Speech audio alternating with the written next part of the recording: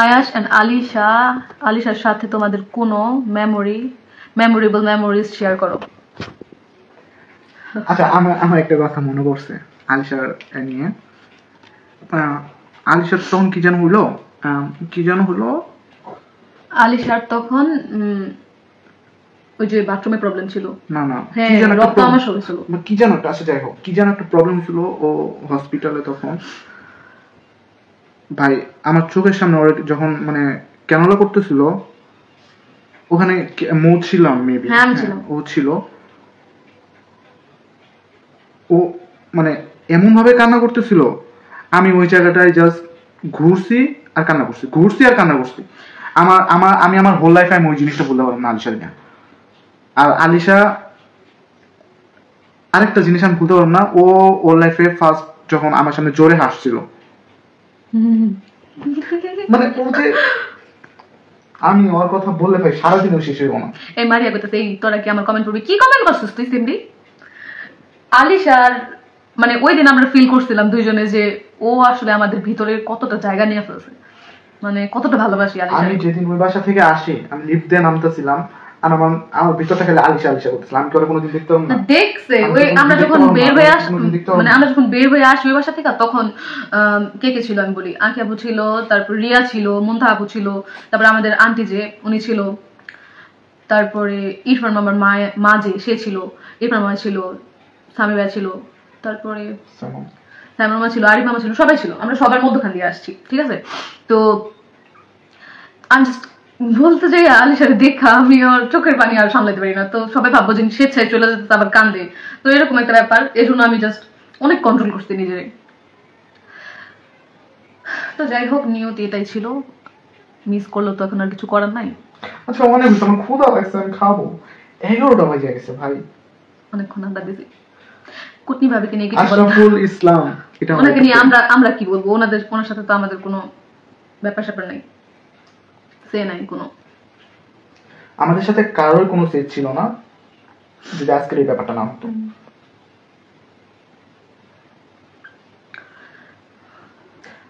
আর একটা negative comment পড়বো না। থ্যাংকস ফর শেয়ারিং আপু। ফারিন আহমেদ, ওয়েলকাম আপু, থ্যাংক ইউ আপনাদের এতক্ষণ আমাদের সাথে থাকার জন্য।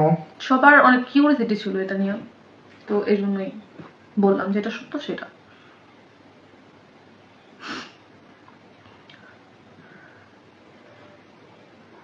আর আয়াস রে নিয়ে, আয়াস তো ম্যাক্সিমাম মারিয়ার কাছে থাকতো, বাট তারপরেও কি কমো, আমি কবে জানো তোমার বললাম, আগে আপনার একটা ভিডিও দেখে দেখছো আয়াস কত গুলুমুল হয়েছে, আয়াস কত কিউট লাগে।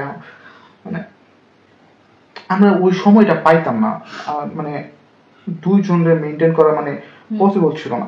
আর আমরা দিনের বেলা ঘুমাইতাম, রাতের বেলা জাগতাম।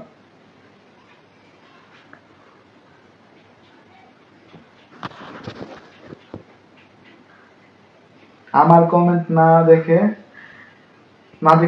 না দেখে শাস্তি পাবি। তিনের বাসে তোমাদের ঠিক মতো খাবার জুটতো? খাবার দাবারটা আমি না করবো না, এই যে আমি মোটা হইছি। হ্যাঁ আমি মোটা হয়েছিলাম, সবাই বলে যে ওদের বাসায় থাইকা তো তুমি মোটা ছিল, এখন কেন? বিকজ এখন আমার মোটা জিনিসটা কখনোই ভালো লাগে না, ওই গাল ফুলা যায়, ওই ব্যাপারটা জানি কেমন লাগে আমার। তো আমি নিজেই ইচ্ছায় আমি শুকাইতেছি, ডাইটিং এর মধ্যে আছি আর কি। ভাই 1.9k মানুষ দেখতেছে ভাই, এইটা আমার কখনো মানে আইডিয়া ছিল না, মানে কল্পনাতেও ছিল না যে 1.9k 2k মানুষ। রাখি আপু কি সত্যি যাবে না পাশে? রাখি না আখি জানি না আপু, এটা ওনাদের পার্সোনাল বিষয়। তোমরা আয়েশকে দেখতে যাও? হ্যাঁ আমি ওই দিন ওরা মোর এই কথাটা বলছি যে আয়েশ অ্যাটলিস্ট দেখতে যাওয়া উচিত, দুইজনেরই দেখতে যাওয়া উচিত। মানে আলিশারও দেখতে ইচ্ছা করে, আয়েশও দেখতে ইচ্ছা করে, কিন্তু হয়তো এগুলো করাটা এখন পসিবল না। বাসা মানে পাশের বাসার ভাব না, এইসব কমেন্ট আপু প্লিজ করো না।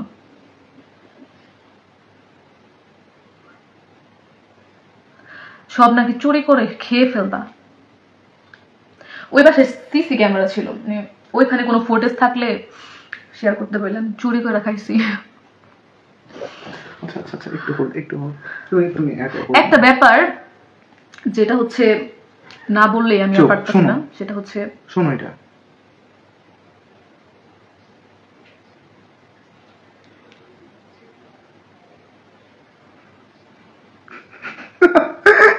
এটা আমি আপনি একটা মেসেজ ভয়েস দিয়েছেন, এটার জন্য থ্যাংক ইউ আপনারে।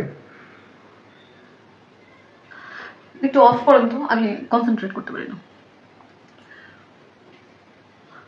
একটা কথা যেটা না বললেই আমার মনে হইতেছে বলা উচিত, সেটা হইতেছে যে যখন আমরা ওই বাসা থেকে আসি, একটু অফ করেন না প্লিজ।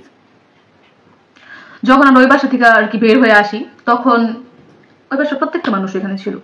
ব্যাগ যখন প্যাক করতেছিলাম, মানে নিজেদের জিনিসপত্র যেগুলো প্যাক করতেছিলাম, মানে আজকে আমি একটা লাইভে ক্লিয়ার করে রাখি যে কাবিনের মধ্যে আমাকে অনেক কিছু তারা দিছে, শপিং এ যারা দিছে হয়তো তোমরা দেখছো, সেগুলা ভিডিও তো আপলোড দেওয়া হয়েছে, দেখছো। শপিং এ যেগুলা দেওয়া হয়েছে ওগুলা হইতেছে আমি ভাবছিলাম হয়তো আমার মেইন প্রোগ্রামে পড়ুন, এই কারণে আমি আমাদের বাসায় নিয়ে যাই আর কি, মানে আমাদের মুন্সিগঞ্জে। তো মুন্সিগঞ্জে নিয়ে গেছি তো, আর যে জামা কাপড় গুলা ওনারা দিছে বা ওখানে আমি পড়তাম যেগুলা আমার কাছে ছিল, সেগুলা ব্যতীত আমি আমার জিনিসপত্র প্যাক করছি। প্যাক করার পরে আমি সব গুছানো, সবার সামনে সবাই ছিল, প্রত্যেকটা রুমে প্রত্যেকটা পার্সন ছিল, ঠিক আছে, সবাই ছিল। আমি তো চুরি করে আসি নাই, আমি তো লুকায় চলে যাইনি কারোর মতন। তো আমি প্যাক করতে যখন সবাই সামনে ছিল, তারপরও তখন আঁকি আপু প্রেজেন্ট ছিল। আমি আঁকি আপুরে বলছি যে আঁকি আপু আমার প্যাকিং শেষ, আপনি চাইলে আমার প্যাকগুলা মানে চেক করতে পারেন। নাহলে আমি খুব ভালো করে জানি যে ওই বাস থেকে চলে আসার পর এগুলো নিয়ে কথা উঠবো, আমি কি নিয়ে গেছি না নিয়ে গেছি, এটা করছি সেটা করছি, এটা নাই ওইটা মিসিং সেটা মিসিং, ঠিক আছে। তারপরে আমি, এটা যদি সত্য কথা হয়ে থাকে তাহলে আঁকি আপু একটা আপনি কমেন্ট, জাস্ট একটা কমেন্ট করেন যে আপনার আমি বলছিলাম নাকি যে আমার ব্যাগ চেক করেন। তো আঁকি আপু বললো না থাক, সবাই তো ছিল, তো তোরা যা, মানে এরকম কিছু একটা বলছে। এরপরে আমরা আর কি চলে আসি। এরপরে আমাদের বাসা যাওয়ার পরে অনেক আগের একটা ড্রেস যেটা নিয়ে কথা উঠছে, সবাই অনেক কথা বলছে, যেটা নিয়ে আমার বোন সুমাইয়া ও পড়ছিল, ও পরে একটা ভিডিওতে হয়তো আসছিল, আসার পরে প্রত্যেকটা পার্সন কমেন্ট করছে ওইখানে যে এটা তো তিশা আপুর ড্রেস, এটা কেন নিয়ে আসছে হয়েছে। তো সেই ড্রেসটা নিয়ে যে এত ছোট লোকপানা করছে, পরে তো আমি জানতে পারছি এটা আসলে ওরাই, মানে যে কথাগুলো বলছে পরে কে বলছে এটা তো আমি জানতে পারছি, ঠিক আছে। এরপরে দেখলাম কি যে আমি শুনতে পারছি যে কে কমেন্ট, মানে কথাগুলো আমার সাথে বলছে, সেই ড্রেসটা নিয়ে বলছে যে আমি নাকি তাদের আলমারিতে পরে থাকে কাপড় চোপড়, আমি নাকি তাদের আলমারি থেকে কাপড় ওইটা নিয়ে আসছি, ঠিক আছে, ওই আসার সময়। তো ওইখানে আমি বলছি যে না তো, এটা তো অনেক আগে আপনি দেওয়া হয়েছিল, তো আমার শরীরে লাগে না, আমি মোটা হয়ে গেছিলাম ওর মধ্যে, তাই আমি আমার বোনরে দিছি। তো একটা জিনিস যখন আপনারা দিয়া দেওয়া হয়, সেটা যে আবার ব্যাগ নেয় কেউ, সেটা তো আমি জানি না ভাই, সেটা যে আবার ব্যাগ দিতে হয় সেটা তো আমি জানি না। একটা জিনিস যদি আমি কারোরে দেই, তাহলে আমি মনে করি যে এটা আমি একবারে তাকে দিয়ে দিছি। যদি ওই জিনিসটা আমার মাথায় থাকতো যে এই জিনিসটা আবার ব্যাগ দেওয়া লাগবে বা ব্যাগ দেওয়া লাগে তাদের জিনিসপত্র, যদি ওই বাসা থেকে আয়সা করা হয়, তাহলে আমি জীবনেও ওই বাসা থেকে একটা কানাকুড়িও লড়াইতাম না আমার বাসায়। মানে একটা ড্রেস না একটা ড্রেস, না একটা ইয়াররিং, না একটা কিচ্ছু, ঠিক আছে। এরপরে আমি বললাম, এরপরে আমি যখন ওই বাসা যখন ফার্স্ট গেছি, তখন যাওয়ার পরে আমি ইসেরা বলতেছে, মানে তখন আমি পয়রা আর কি ছবি টবি তুলছিলাম স্ন্যাপচ্যাটে, তো স্ন্যাপচ্যাটে ওই ডেটটা আছে, ছবির ওই ডেটটা আছে। তখন আমি প্রুফ হিসেবে বললাম যে এই যে এটা তো এই ডেটে দেওয়া হয়েছিল, এই যে ডেট, আমি আইডিটা নাই না, ও দেখাইতে পারতাম সবকিছু, ওগুলা স্ক্রিনশট দাও নাই না। যাই হোক, পরে আমি প্রুফ সহকারে দিয়েছি, পরে আর কোনো টেক্সট করে নাই। আচ্ছা একটা চিনিতে হতো, আমার ওই সত্য কথাগুলো নিতে পারে নাই দেখে না আমার আইডি দেখায় দিয়েছে, ওই আইডিটা আমার এই আইডিটাও চলে যাবে, আর আজকের পরে হয়তো এই আইডিটাও চলে যেতে পারে। আর এই আইডিটা গেলে আমি আর চুপ থাকবো না। আচ্ছা একটা জিনিস ধরো, রনি আইডিগো, রনি কলে আসতে চাই আমার লোকে, আমি এখন রনির লোকে আড্ডা দিব।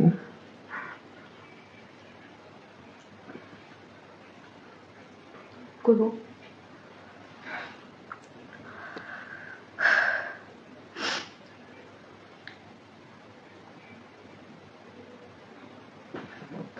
যারা যারা টি-শার্ট চাকর তারা লাইফ থেকে চলে যাও।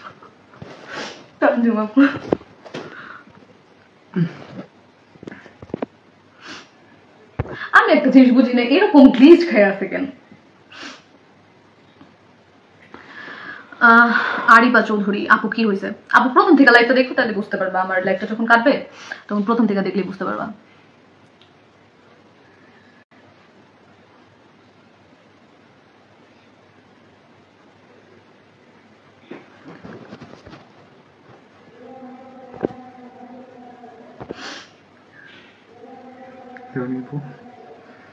হাই কিরে রনি অ্যাড দিলি তোর তো অ্যাডিং দেয় কেন তোরা ব্ল্যাক লাইটে অন্ধকার ঠিক আছে অন্ধকার লাগে তোর অন্ধকার তোর দেখ লাইট অফ।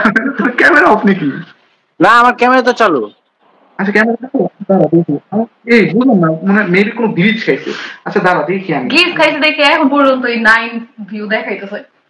দাঁড়া দাঁড়ান দেখি আমি একটু চেক জানি হ্যাঁ এই জায়গায় এই জায়গায় দেখাইতেছে হ্যাঁ এই জায়গায় দেখাইতেছে এই জায়গায় নিচে ব্ল্যাক লাগতেছে আচ্ছা যাই হোক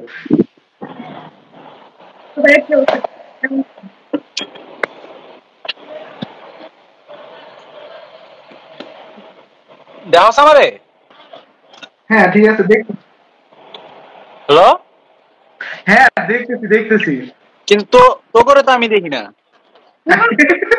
সেম প্রবলেম আমাদের হইতেছে আচ্ছা তাহলে এই কর আমি বের হইতে আবার নতুন করে অ্যাড কর এখানে দেখ হ্যালো এখানে দেখ সব ঠিক আছে দেখি তো না কিচ্ছু খালি আমি আমার নিজেরই দেখতেছি রিমুভ কর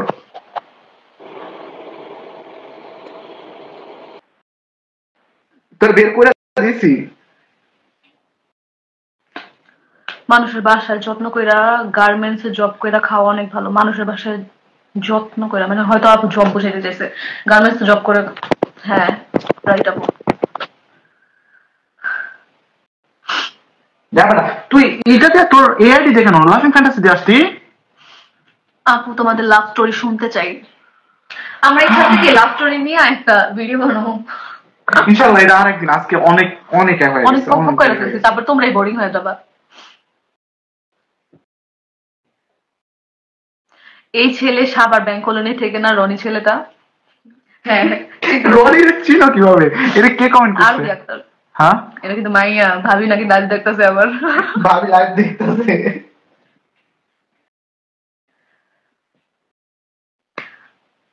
আপু এন্ড ভাইয়া লাভ, তোমাকে লাভ। এদিকে লাভ দাও দাও দাও। Broken heart. টুট গাই হালকা করে অপমান হইলাম আর কি। তেশাপুর 2 গেলা জোতামা। আচ্ছা এই কমেন্ট করো। বই নামার মেসেজ রিপ্লাই দেন আনা ইসলাম। হাই আনা আপু, কি অবস্থা? আমার আজকে লাইভে এমন অবস্থা হয়েছে, হ্যাঁ আমি ভিউ দেখতে পারতেছি না, কে কত কমেন্টস ভালো করে পড়তে পারতেছি না, কি একটা সমস্যা হচ্ছে। এটা নেট সমস্যা কারণ না গ্লিচ খাইছে আমি বুঝতেছি না। আমি মনে করি না নেট সমস্যা, নেট সমস্যা তো নাই এই ভাষাতে।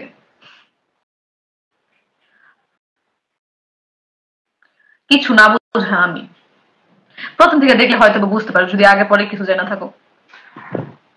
ঝুমুর আমার কমেন্ট পড়ো না আপু, আমি চলে গেলাম। এই তুমি কমেন্ট পড়ো না কেন? হ্যাঁ চলে যেতেছো কেন? এই যে কমেন্ট পড়লাম, থাকো বক বক শোনো। লাইভটা শেষ করো। কাহিনী কি হয়েছে, কাহিনী কি হয়েছে দেখবো। হ্যাঁ শেষ করবো আপু। ওই আপু কেমন আছো? ওই ভাইয়া আপু ভালো আছি। আমি জানি না তোমার আইডি নেম কি, গেছে গেছে এবার। মপু অনেক ভালো আছে, শুধু একটু ঠান্ডা জ্বর। আমার চেহারা, আমার চুল, আমার নিচে কেমন লাগতেছে, চোখগুলা লাল হয়ে গেছে। এই যে দেখো তোমার মপু।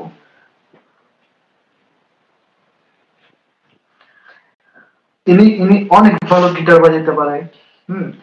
ভাই বিশ্বাস করেন অনেক ভালো বাজাইতে পারি না, আমি জাস্ট প্র্যাকটিস করি, শিখতেছি। আমার আসলে গান, তারপরে হচ্ছে গিটার, এগুলোর প্রতি একটা সফট কর্নার আছে, বিকজ আমি গান গিটার এগুলো অনেক পছন্দ করি। আর আমার না অনেক ইচ্ছাও আছে একটা ইউটিউব চ্যানেল খোলার, এগুলা নিয়ে, মানে গান পারপাসে। হ্যাঁ এই যে ভাই আমি হয়তো ফার্স্টের দিকে বলছিলাম যে আমার মানে এটা আমি শখের বয়সে করি, শখের বয়সে এটা আমি করি। হ্যাঁ সাইলেন্ট করেন। রনি সুমাই আক্তার আপু তোমার হাসি অনেক সুন্দর। শয়তান সেরি, তোর হাসিও সুন্দর।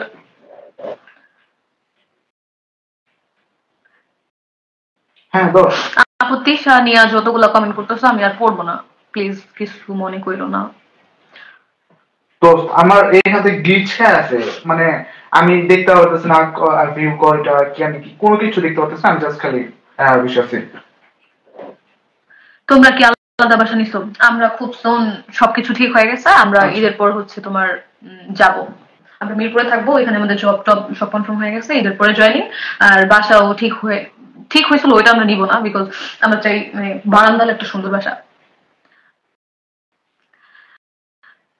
যাবো ওই মিরপুরে হচ্ছে আমার ফুপির বাসা আছে, ওইখানে গিয়ে তারপরে বাসাটা শুধু ঠিক করবো, সবকিছুই ঠিক হয়ে গেছে, শুধু বাসাটা বাকি আছে, ওইখানে আমরা শিফট হয়ে যাবো মিরপুরে।